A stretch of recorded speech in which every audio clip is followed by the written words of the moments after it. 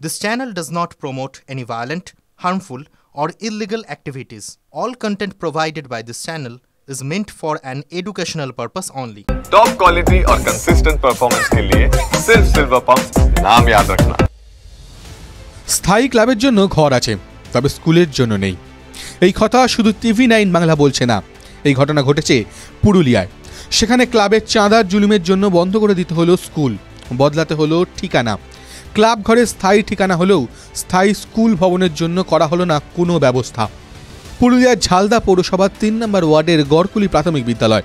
বর্তমানে এই স্কুলের ছাত্রছাত্রীর সংখ্যা ৪১। স্কুলে একজন শিক্ষক, একজন শিক্ষিকা রয়েছেন। বিদ্যালয়ের নিজস্ব কোনো ভবন নেই। দীর্ঘদিন ধরেই কখনো গাছের তলায়, কখনো বা রাজবাড়ির খামার বাড়িতে চলত স্কুল। এরপর ২০০০ সাল থেকে পৌরসভার ৩ নম্বর ওয়ার্ডের দ্বিতল কমিউনিটি হলে উদ্বোধন হয়। গত ৫ বছর ধরে নিচের তলায় স্কুলটি চলতে থাকে। সেই কমিউনিটি হলে একটি ঘরে স্থানীয় একটি ক্লাবকে ঘর দেওয়া হয়। সেই ক্লাবের সঙ্গেই প্রাথমিক স্কুলের প্রধান শিক্ষকের চাঁদা নিয়ে সমস্যা শুরু হয় বলে অভিযোগ। প্রধান শিক্ষকের কাছে সরস্বতী পুজোর চাঁদা দাবি করে ক্লাবের সদস্যরা।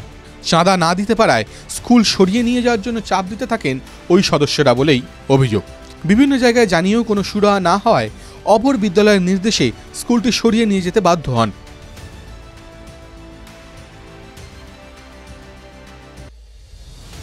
গত শুক্রবার থেকেই স্কুলের ঠিকানা বদলে যায় ঝালদার ৩ নম্বর চক্রের অবর প্রাথমিক বিদ্যালয়ের পরিদর্শকের দফতরে। সেখানেই শিশুদের জন্য রান্না হয় মিড ডে মিল।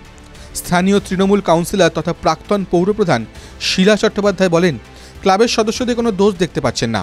তিনি বলেন, এর আগে কখনো স্কুলের শিক্ষকদের সঙ্গে কোনো সমস্যা হয়নি। এই শিক্ষক আসার পরেই ঝামেলা শুরু হয়।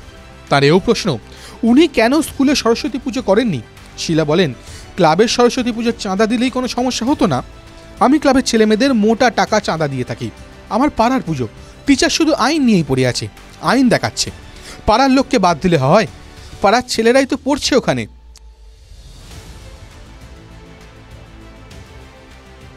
ঝালদা পৌরসভার উপপ্রধান বলেন, শিক্ষকরা এসেছিলেন, তদন্ত করে দেখা হবে কি হয়েছে। খুব তাড়াতাড়ি সমস্যার সমাধানও করা হবে। প্রধান শিক্ষক ফুলচাঁদ মাহাতো বলেন, দীর্ঘদিন স্কুল চলছে, এখন ক্লাবের ছেলেরা বলছে স্কুল চলতে দেবে না, প্রচুর চাঁদা চাইছে, বলছে চাঁদা দিতে না পারলে খালি করে দেন। ক্লাব সদস্য উত্তম কয়েল বলেন, এখানে ক্লাব আছে, স্কুল নয় কোনো, আগে তো মাঠেই হতো। আমরাই বলেছিলাম কমিউনিটি হলে এসে স্কুল চলুক, আর সরস্বতী পুজোর চাঁদা চেয়েছি, কিন্তু জোর জবরদস্তি তো করা যায় না। আগের মাস্টারের সঙ্গে কোনো ঝামেলা হয়নি, অথচ এই মাস্টারের সঙ্গে যত গণ্ডগোল। ঝালদার অবর বিদ্যালয়ের পারিদর্শিক সিদ্ধার্থ মাহাতো বলেন, স্কুল কোথায় চলতো সেইটাই জানি না, কিন্তু ক্লাব আছে, শুনেছি চাঁদা নিয়ে গণ্ডগোল, তাই বাধ্য হয়ে মাস্টারমশাইকে সব বের করে নিয়ে যেতে হয়েছে। TV9 Bangla digital.